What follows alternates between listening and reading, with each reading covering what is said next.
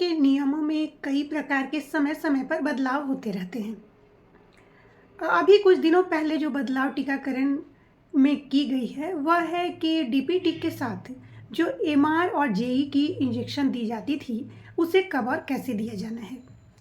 कुछ दिन पहले तक जब हम डीपीटी का इंजेक्शन देते थे और यदि किसी बच्चे को देर से वह इंजेक्शन पड़ रहा है यानी 1.5 साल के बाद और उसे 9 माह की एमआर और जेई भी नहीं पड़ी है, तो हम जब डीपीटी के पहले इंजेक्शन को लगाते थे यानी बूस्टर डोज को हम देते थे, तो उसके साथ जेई और MR1 की पहली खुराक डोज देते थे, पहले डोज इंजेक्शन के रूप में।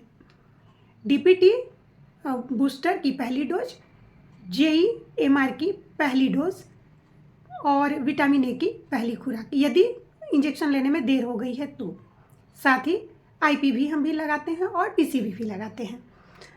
लेकिन इसमें थोड़ा सा चेंज यह हो गया कि जब हम एमआर और जेई देते थे तो एमआर के लिए उसके बाद 2 महीने के बाद बुलाते थे और जेई के लिए 3 महीने के बाद बुलाते थे।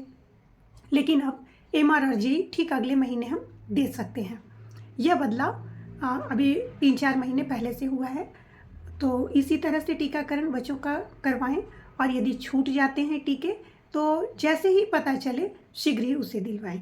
याद रखें, संपूर्ण टीकाकरण बच्चे को जानलेवा बीमारियों से बचाता है और कोशिश करें कि जन्म के बाद से जो बीसीजी का इंजेक्शन लगता है उस इंजेक्शन से लेकर डीपीटी बूस्टर तक का इंजेक्शन ठीक समय पर दें और ठीक 5 साल के बाद डीपीटी का दूसरा बूस्टर इंजेक्शन।